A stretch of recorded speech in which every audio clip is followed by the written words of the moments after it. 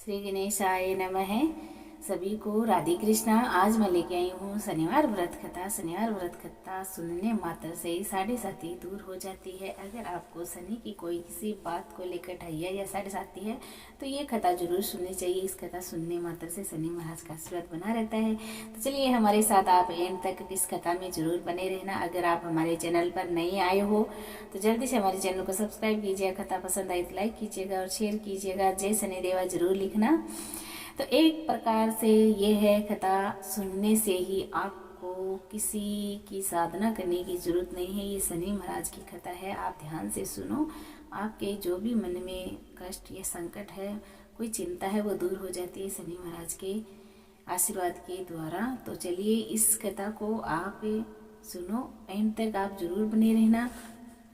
ये कथा है इस प्रकार, शनि महाराज की यह कथा इस प्रकार से आप ध्यान से सुने। पहले आपको क्या करना है, दीपक लगाना है। दीपक लगा के एक जल का लोटा लेना है और उसके ऊपर थोड़ा गुड़ चना रखना है। उसके बाद वो आपको ये कथा सुननी है शनिदेव महाराज की। तो इस प्रकार है ये कथा।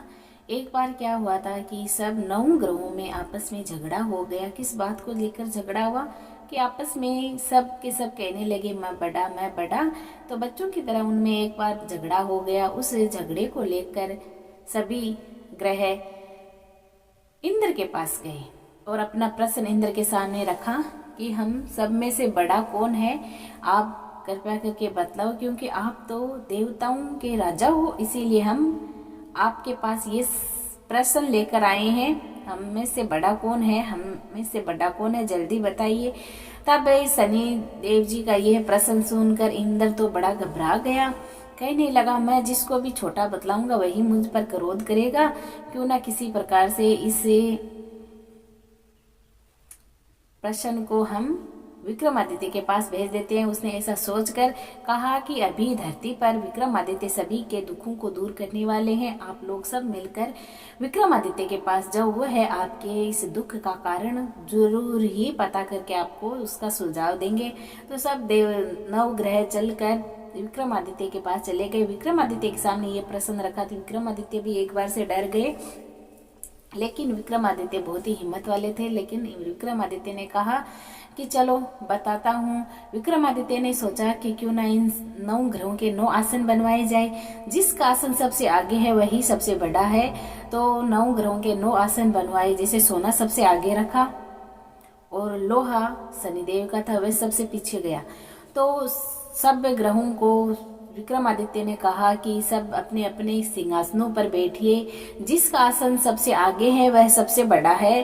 ग्रहों को ऐसा कह दिया तो सबका आसन क्रम से लगाया और ऐसा कह दिया तो शनिदेव का आसन सबसे पीछे था और वह लोहे का आसन था। तो शनिदेव ने समझ लिया कि मुझको तो विक्रमादित्य ने मुझे तो सबसे छोटा मुझे बना दिया है। इस पर शनि को बड़ा क्रोध आया और शनि ने कहा विक्रमादित्य को कि हे विक्रमादित्य, तू मेरे पराक्रम को नहीं जानता, तूने मुझे सबसे छोटा बनाया है ना। तो तू सुन, मंगल 1.5 महीना, बृहस्पति 13 महीना, शुक्र और बुध 1-1 महीना लगता है, लेकिन मैं एक राशि बढ़ाई अथवा 7.5 साल तक लगता हूँ। मैंने बड़े बड़े देवताओं को भीषण दुख दिया है। हे राजन, अब तुम सावधान रहना। विक्रमादित्य ने कहा कि जो कुछ भाग्य में होगा देखा जाएगा। ऐसा कहकर सब लोग जो बाकी के ग्रह थे वह तो खुशी के साथ चले गए, लेकिन शनिदेव बड़े क्रोध के साथ वहां से सिधारे। अब क्या होता है देखो। समय बीतता गया और विक्रमादित्य पर साढ़े साथी आई।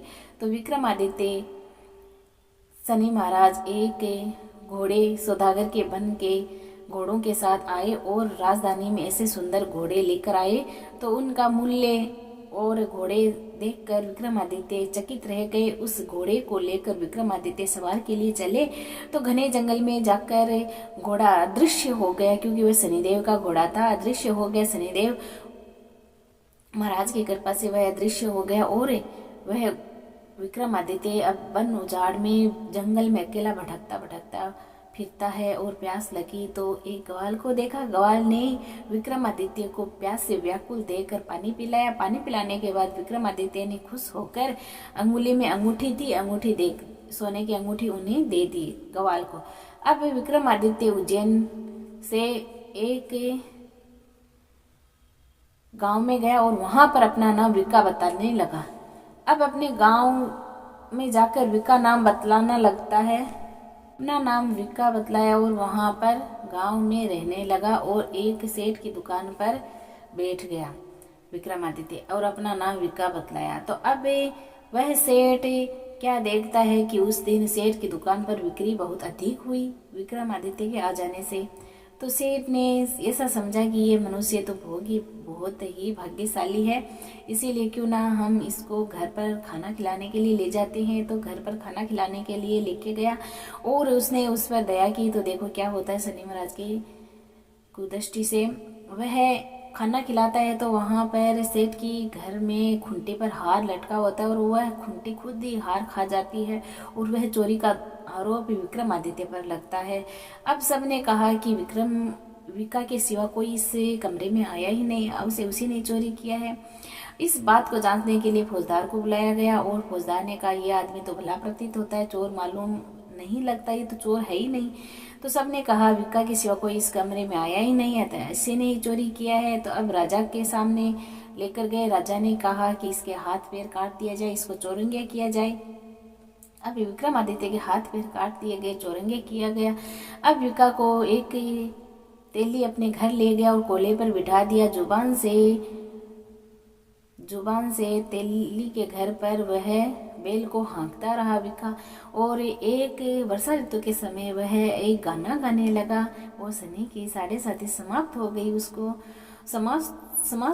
समाप्त होते समय उसके देखो भाग्य कैसे जगते हैं। अब उस राग पर उस गांव के राजा की कन्या मोहित हो गई उस गाने पर और दासी को भेजती है कि कौन राग गा रहा है, जा दासी खबर करके आ। तो दासी जाती जाती क्या देखती है कि वह तेली के घर एक चौरंगिया बेटा वह गाना गा रहा है। अब दासी ने सारी बात राजकुमारी को बताई। तो राजकुमारी ने यह प्रण कर लिया कि चाहे कुछ हो मैं इसके साथ ही अपना विवाह करूंगी। अब इस बात को लेकर वह सुबह जल्दी उठी नहीं, तो रानी ने आकर उठाया। तो रानी को पता चला कि हमारी पुत्री किसी से विवाह करना चाहती है। तो वह अपने पति को बुलाती है और राजा और रानी दोनों आकर अपनी बेटी से बात करते हैं। तो कन्या ने कहा कि पिताजी मैं तो जो विक्का है ना तेली के घर उसके साथ ही मैं अपना विवाह करना चाहती हूँ। तब राजा ने कहा पुत्री तुम्हारे वास्ते तो मैं सहयोग राजकुमार चुन कर लाऊंगा, उसके साथ तुम्हारा विवाह करूंगा, ऐसी बात तुमको नहीं सोचनी चाहिए। तब वह कहती है चाहे कुछ हो मैं इसके साथ ही विवाह करूंगी। अब क्या होता है देखो, राजा ने कहा पिताजी ने कहा कि जैसा तेरा भाग्य मिलेगा वैसा ही तू कर, चल जा इसके साथ ही तेरा विवाह मैं आज से तय करता हूँ। तो तेली को बुलाकर राजा ने कहा कि तेरे घर जो चौरंगी है उसके साथ मैं अपनी कन्या का विवाह करना चाहता हूँ। तेली ने कहा कहाँ राजा आप और कहाँ मैं एक नीच तेली। राजा ने कहा भाग्य लेखा कोई नहीं डाल सकता।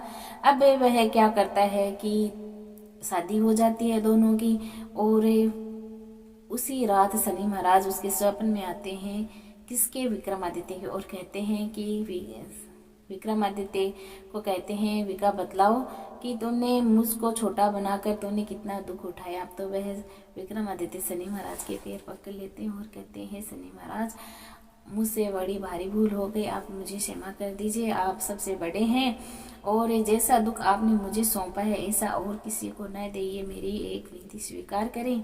शनिदेव ने कहा ठीक है, जो मेरा ध्यान करेगा इस कथा को सुनेगा ध्यानपूर्वक और जो भी नित्य ध्यान करेगा मैं उसको कभी नहीं सताऊंगा।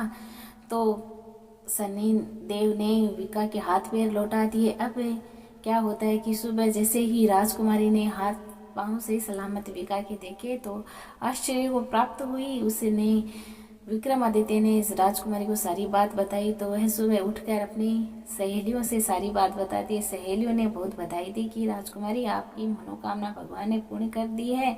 अब क्या होता है कि उस सेठ को पता चलता है जिसने चोरी का हार का झूठा नाम लगाया था।